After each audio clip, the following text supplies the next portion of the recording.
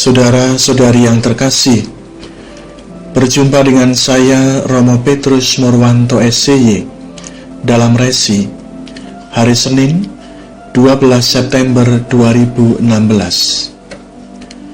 Dalam resi hari ini kita akan merenungkan sabda Tuhan dari Injil Lukas bab 7 ayat 1 sampai dengan 10. Mari kita mendengarkan sabda Tuhan. Pada suatu ketika, setelah mengakhiri pengajarannya kepada orang banyak, masuklah Yesus ke Kapernaum. Di situ ada seorang perwira yang mempunyai seorang hamba yang amat ia hargai. Hamba itu sedang sakit keras dan hampir mati. Ketika mendengar tentang Yesus, ia menyuruh beberapa orang tua-tua Yahudi kepadanya untuk meminta agar ia datang dan menyembuhkan hambanya. Mereka datang kepada Yesus dan dengan sangat mohon pertolongannya. Katanya, "Sudah selayaknya engkau menolong dia, sebab ia mengasihi bangsa kita, dan dialah yang menanggung pembangunan rumah ibadat kami." Maka pergilah Yesus bersama mereka. Ketika Yesus tidak jauh lagi dari rumahnya, perwira itu menyuruh beberapa sahabatnya mengatakan kepada Yesus, "Tuhan, janganlah bersusah-susah, sebab aku merasa tidak layak menerima Tuhan dalam rumahku. Sebab itu aku juga merasa tidak pantas datang sendiri mendapatkan Tuhan. Tetapi katakanlah sepatah kata saja, maka hambaku akan sembuh. Sebab aku pun seorang bawahan, dan di bawahku ada pula prajurit. Jika aku berkata kepada salah seorang pergi, maka ia pergi. Atau kepada yang lain, datanglah, maka ia datang.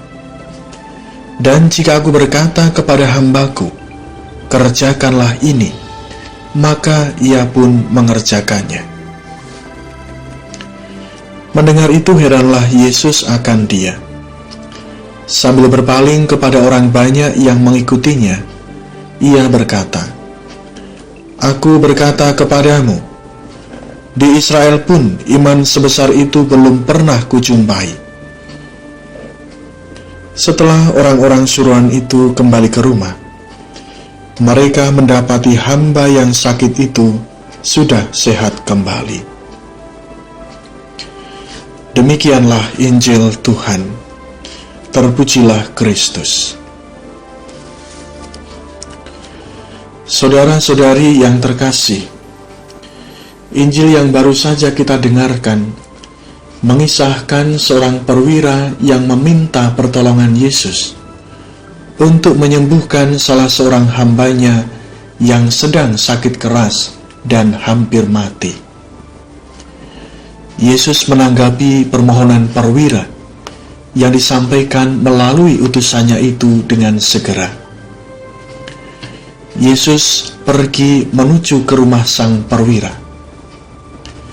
Namun mendekati tujuan, sang perwira mendahului, menyuruh para sahabatnya untuk menyampaikan pesan ketidaklayakannya untuk menerima Yesus dalam rumahnya.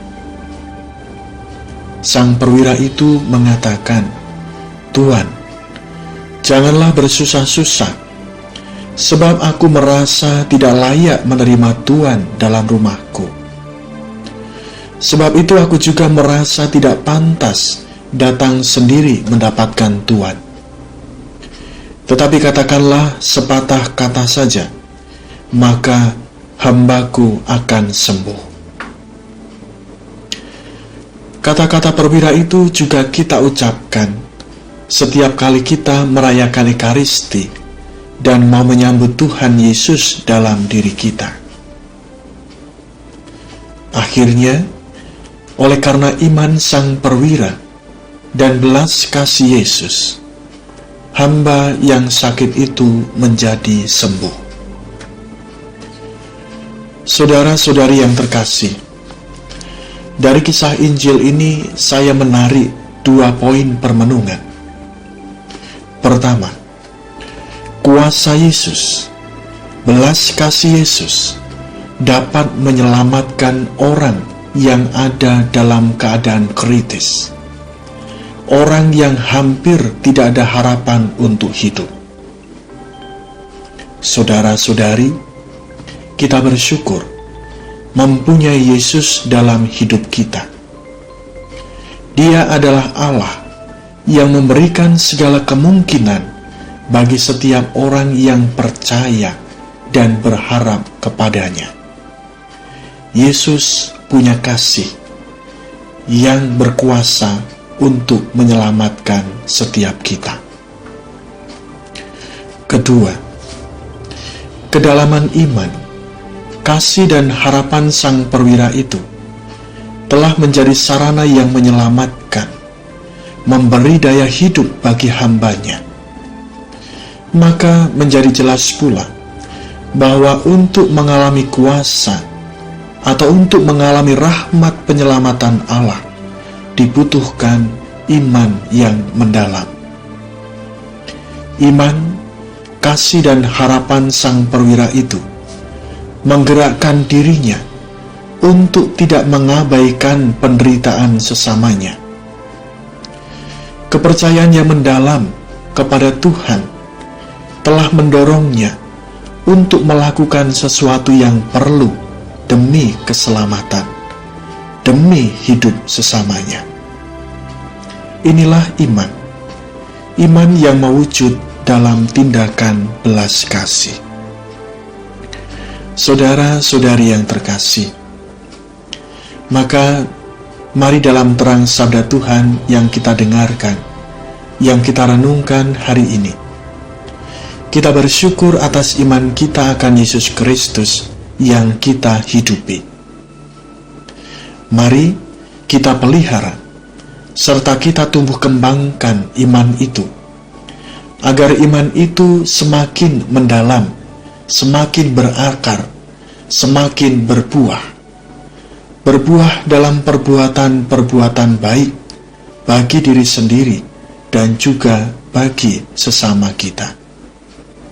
Semoga demikian Tuhan menyertai dan memberkati kita.